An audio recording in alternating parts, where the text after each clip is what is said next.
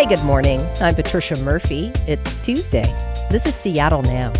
A King County department that's responsible for $1.5 billion in grant money received a scathing audit last week. Among the findings, the agency failed to conduct basic financial monitoring of grantees that received public tax dollars. We'll learn more from KUOW reporter Ann Dornfeld in a minute. But first, let's get you caught up.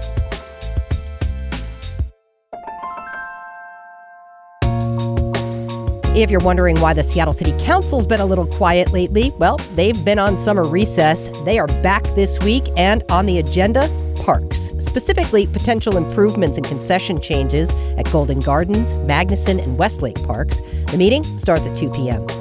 Time to get that pencil box in order and pull the backpack out of the closet.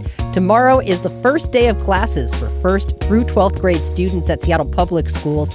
No early release this week, but families, don't get caught out. Every Wednesday after today is a shorter school day.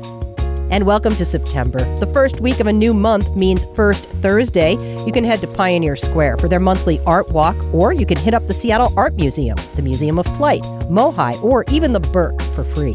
Whatever you do, enjoy it because it's the final first Thursday of the summer. Check back for more headlines on tonight's episode of Seattle Now.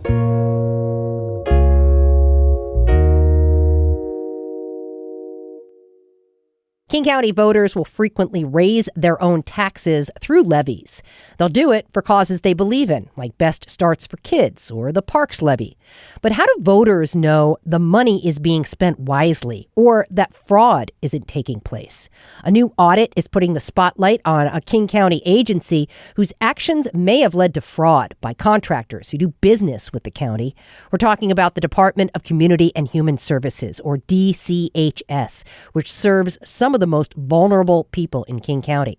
The report by county auditors found unapproved payments to contractors and a massive lack of oversight. KUOW's Ann Dornfeld has been reporting on this story and the fallout. She's here now to tell us more. Ann, thanks for coming on the show. Thanks for having me. So let's help listeners understand. King County's Department of Community and Human Services gives out a lot of grant money. Tell us more about the agency and the work they do. DCHS handles a range of programs that include creating housing for the chronically homeless and people who have coexisting health conditions, crisis care centers for folks with mental health or addiction issues, and a range of services for young people from birth through young adulthood.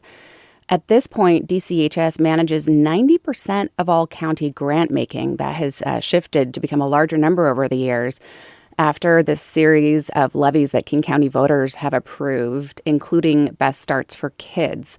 That's the levy that funded the majority of the programs the auditor looked at right now. That's a lot of power and a lot of money, and to be distributing. What did the auditors find in their report? Well, the auditors initially set out to look at how well DCHS was monitoring 4 youth programs that are focused mainly on juvenile diversion. But in the process of looking at just these 4 programs, auditors found a much larger issue at DCHS, that the department overall had a glaring lack of financial monitoring of its grants. And that allowed them to make a range of improper payments that would have normally been caught before they were paid.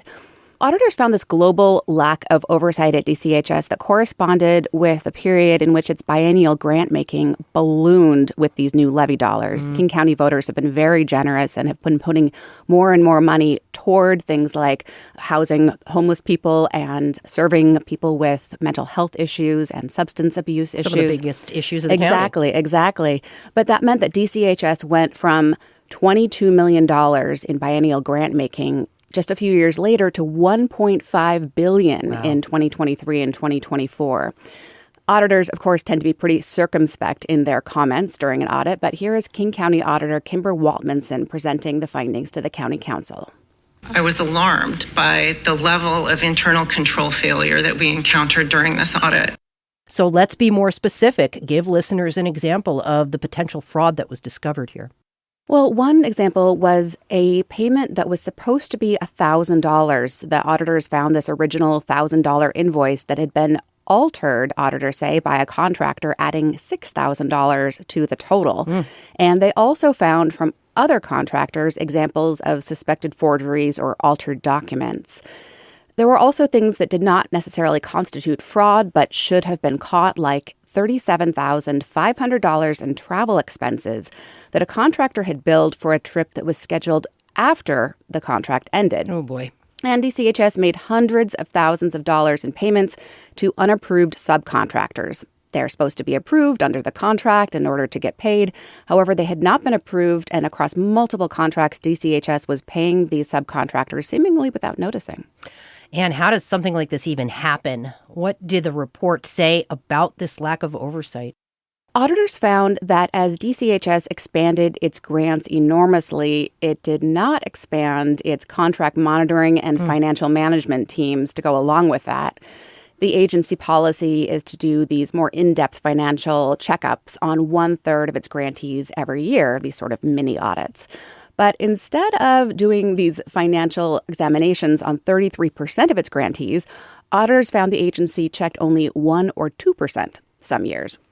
Okay. Auditors also found that DCHS would pay grantees on a quarterly basis, then only later reconcile their actual spending. And auditors said that creates a lot of financial risk and should be reexamined, that maybe they should just be reimbursed each month for what they've actually spent. Another issue that auditors flagged was the lack of oversight that came as DCHS was trying to make its grants more equitable, including to many small and new organizations. Again, here is Auditor Kimber Waltmanson.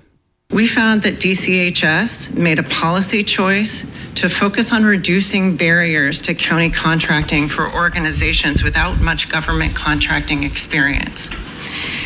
Innovation in government to better serve the community is positive. The concern is that DCHS made these policy choices without installing a safety net to monitor whether the funds were being used appropriately. So these findings were presented to the King County Council. How did members react? Council member Claudia Balducci said that the findings were huge, especially given the $1.5 billion in grant awards that DCHS made in the last 2 years. Make no mistake, this is a damning audit, and we need to take it that way. And we need to make sure that we are on top of doing something about it, understanding the full extent of challenges and fixing them.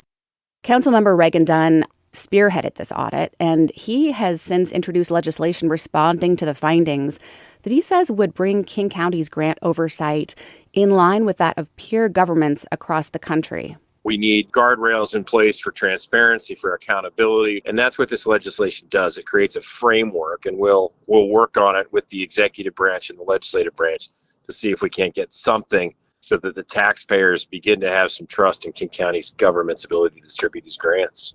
How does the agency's leader explain these findings? DCHS Director Kelly Ryder said that her agency takes the findings very seriously, that it's already started expanding its contract monitoring staff to keep better tabs on grantees.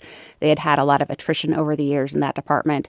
She said it still needs a lot of financial management staff and that her agency will be putting that in the DCHS budget with a goal of meeting the auditor's recommendations fully by 2027. Okay, clearly a lot of work ahead then. This audit has a number of recommendations to make sure there are tighter controls. What are they? Let's talk about them. Well, generally, for DCHS to take a close look at the county's contract and fiscal policies and regulations and to start following them, but also to increase staffing and training, to improve financial management training, also for its contractors, many of whom do not have their own dedicated financial staff because of their size. And as the auditor mentioned, don't have a lot of government contracting experience, so they need additional support in that area that the county needs to provide if it's going to be working with these smaller vendors. And what else do you think is important that people understand about this? Well, these findings present a challenge for the county as it's starting to build plans for the next round, the third round of its massive Best Starts for Kids levy that funded a lot of these initiatives. That goes to voters next year. And the audit also highlights the financial exposure that the county has taken on by focusing so much on small grantees in recent years. DCHS determined last year in its own risk analysis that nearly half of its grantees were in the high-risk category based on their size and financial management ability. But it's important to note that DCHS at the same time did not wave that white flag to the council and say, we do not have the staffing, the resources to carry out the monitoring that we are expected and required to do of these grantees. And it took this audit to acknowledge that. KUOW's Ann Dornfeld, thanks so much for your reporting on this. You're welcome. Thanks for listening to Seattle Now. Today's episode was produced by Andy Hurst. It was edited by Caroline Chamberlain-Gomez. Our production team also includes Vaughn Jones, Brooklyn Jamerson Flowers, and Paige Browning. Greg Kramer does our theme music. Seattle Now and KUOW Public Radio are members of the NPR network. I'm Patricia Murphy. See you soon.